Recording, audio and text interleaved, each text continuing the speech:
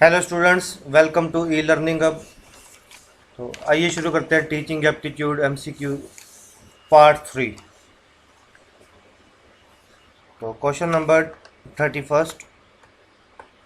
Question number 1 to 20 part 1 में है, 21 से 30 पार्ट 2 में है। तो क्वेश्चन है, स्कूलों में शिक्षकों में असंतोष का प्रमुख कारण होता है। ऑप्शंस हैं प्रधानाचार्य जहाँ प्रबंधन समिति द्वारा पक्षपात, शिक्षकों पर अधिक कार्यभार, शिक्षकों का कम वेतन, ये सभी। इसका सही अंतर है ऑप्शन ए प्रधानाचार्य जहाँ प्रबंधन समिति द्वारा पक्षपात। नेक्स्ट क्वेश्चन देखते हैं, शिक्षकों को राष्ट्रीय भावना विकास हेतु क्या कदम उठाना चाहिए। राष्ट्रीय भाषा का अधिकाधिक प्रयोग करना चाहिए, विद्यालय में ऐसे कार्यक्रम का आयोजन करना चाहिए जिससे छात्रों में राष्ट्रीय भावना जागे, राष्ट्रीयता के विरोधी तत्वों का दमन करना चाहिए, पूरे राष्ट्र के लिए एक ही जैसे विषय वस्तु की वकालत करनी चाहिए। इसका सही आंसर है ऑप्शन बी, विद्यालय में ऐसे कार्यक्रम का आयोजन करना चाहिए जिससे छात्रों में राष्ट्रीय भावना जागे। नेक्स्ट क्वेश्चन, प्राथमिक स्तर तक बच्चों को शिक्षा महिलाओं द्वारा ही दी जानी चाहिए, क्योंकि महिलाएं बच्चों को कड़ा दंड नहीं देती, महिलाओं को घरों में बाल मनोविज्ञान का अपेक्षाकृत अधिक एवं प्रत्यक्ष अनुभव होता है, महिलाओं में बच्चे अपनी अपनी माताओं का लक्षण पाते हैं, शिशुओं को महिलाओं से डर नहीं लगता। तो इसका सही आंसर है प्राथमिक स्तर तक बच्चों को शिक्षा महिलाओं द्वारा ही दी जानी चाहिए, क्योंकि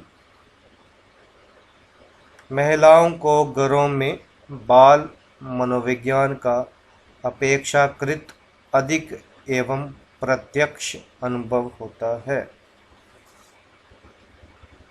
यदि आपको किसी ऐसे स्कूल में प्रधानाचार्य नियुक्त करके भेज दिया जाए जिसकी स्थिति बहुत गिर चुकी है, तो आप ये देखेंगे कि कहाँ सुधार संभव है, सुधार कार्यक्रम पर अध्यापकों से चर्चा करेंगे, सुधार कार्यक्रम के संबंध में पूरे स्टाफ से चर्चा करेंगे, सेक्शन ऑफिसर से वित्तीय समस्याओं पर बात करें। यदि आपको किसी ऐसे स्कूल में प्रधानाचार्य नियुक्त करके भेज दिया जाए जिसकी स्थिति बहुत गिर चुकी है, तो आप क्या करेंगे। ऑप्शंस आपके सामने हैं। इसका सही उत्तर है सुधार कार्यक्रम के संबंध में पूरे स्टाफ से चर्चा करेंगे। नेक्स्ट क्वेश्चन, छात्रों में मौखिक अभिव्यक्ति को विकसित करने का तरीका है परिचर्चाओं का आयोजन, भाषण प्रतियोगिता का आयोजन, अंत्याक्षरी का आयोजन, ये सभी। कैसे आप छात्रों में मौखिक अभिव्यक्ति को विकसित कर सकते हो। परिचर्चाओं के आयोजन से, भाषण प्रतियोगिता के आयोजन से, अंत्याक्षरी के आयोजन से, या सभी से। तो इसका सही आंसर है छात्रों में मौखिक अभिव्यक्ति को विकसित इन सभी तरीकों से कर सकते हैं। तो छात्रों में मौखिक अभिव्यक्ति को विकसित करना है तो परिचर्चाओं का आयोजन भी करना पड़ेगा, भाषण प्रतियोगिता का आयोजन भी करना पड़ेगा, अंत्याक्षरी का आयोजन भी करना पड़ेगा। ये सारे के सारे तरीके हैं। विद्यालय में छात्रों का स्वास्थ्य परीक्षण क्यों आवश्यक है? निर्धन माता पिता इस काम को पूरा नहीं करा पाते। छात्रों की स्वास्थ्य संबंधी कुछ समस्याओं को जानना स्कूल के लिए आवश्यक है। ये विद्यालय का भी दायित्व है, इनमें से कोई नहीं। विद्यालय में छात्रों का स्वास्थ्य परीक्षण क्यों आवश्यक है? ऑप्शंस हैं आपके सामने, देखो कौन सा ऑप्शन सही लगता है आपको। तो विद्यालयों में छात्रों का स्वास्थ्य परीक्षण क्यों आवश्यक है? क्योंकि छात्रों की स्वास्थ्य संबंधी कुछ समस्याओं को जानना स्कूल के लिए आवश्यक है। नेक्स्ट क्वेश्चन, कक्षा के प्रति कमजोर छात्रों के लिए अध्यापक को क्या करना चाहिए? खाली समय में उनकी मदद करनी चाहिए, उन्हें ट्यूशन पढ़ने की सलाह देनी चाहिए, परीक्षा में फेल होने के डर से उन्हें कक्षा से निकाल देना चाहिए। ये सभी तो कक्षा के प्रति कमजोर छात्रों के लिए अध्यापक को क्या करना चाहिए? देखो, परीक्षा में फेल होने के डर से उन्हें कक्षा से निकाल देना चाहिए। ये तो ऑप्शन वैसे ही गलत हो गया, ठीक है। ये थोड़ा है कि कोई कमजोर छात्र है तो उसे हम कक्षा से निकाल देंगे। अगर अब ये गलत हो गया तो ये भी गलत हो गया, तो बचे क्या? ये दो ऑप्शन। उन्हें ट्यूशन पढ़ने की सलाह देनी चाहिए, ये भी ऑप्शन गलत ही है। तो सही आंसर क्या बचा? कक्षा के प्रति कमजोर छात्रों के लिए अध्यापक को खाली समय में उनकी मदद करनी चाहिए। कौन सा पाठ आसानी से पढ़ा और याद कर लिया जाता है?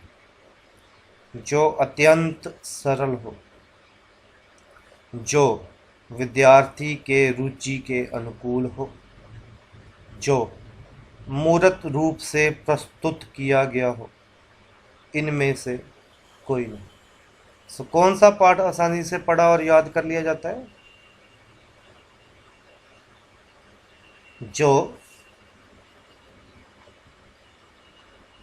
विद्यार्थी की रुचि के अनुकूल है, जिसमें इंटरेस्ट होगा उसको आसानी से पढ़ भी लिया जाएगा और याद भी कर लिया जाएगा। मैं शिक्षण अधिगम प्रक्रिया में टीवी, कंप्यूटर आदि के प्रयोगों को, मतलब आपने शिक्षा में टेक्नोलॉजी को यूज़ करना है तो उसके बारे में आपके क्या विचार हैं? अच्छा समझता हूँ, ठीक नहीं मानता, इसमें समय बहुत नष्ट होता है, उचित एवं आवश्यक समझता हूँ, इनमें से कोई नहीं। मैं शिक्षण अधिगम प्रक्रिया में टीवी, कंप्यूटर आदि के प्रयोगों को, देखो आजकल के ज़माने में कंप्यूटर, टीवी वगैरह वीडियो से बच्चे अच्छे से पढ़ पाते हैं, समझ सकते हैं। ICT, internet and communication technology का यूज़ हो रहा है, तो उससे बच्चों का इंटरेस्ट भी बनता है और बच्चे इजीली उसको चीज़ों को समझ भी लेते हैं। अगर मैंने कोई पीपीटी बनाई है या वीडियो लेक्चर बनाया है तो बच्चे उसको इजीली समझ भी लेते हैं। तो इसलिए मैं शिक्षण अधिगम प्रक्रिया में टीवी, कंप्यूटर आदि के प्रयोगों को उचित एवं आवश्यक समझता हूँ। पढ़ाते समय कक्षा में अध्यापक का विश्वास कब डगमगाता है? जब वे छात्रों की रुचि को बढ़ाने के लिए युक्तियों का प्रयोग नहीं करता, जब उसकी छात्रों पर पकड़ नहीं होती है, जब वे पाठ की पूरी तैयारी करके कक्षा में नहीं आता। ये सभी। कब टीचर का कॉन्फिडेंस लॉस होगा?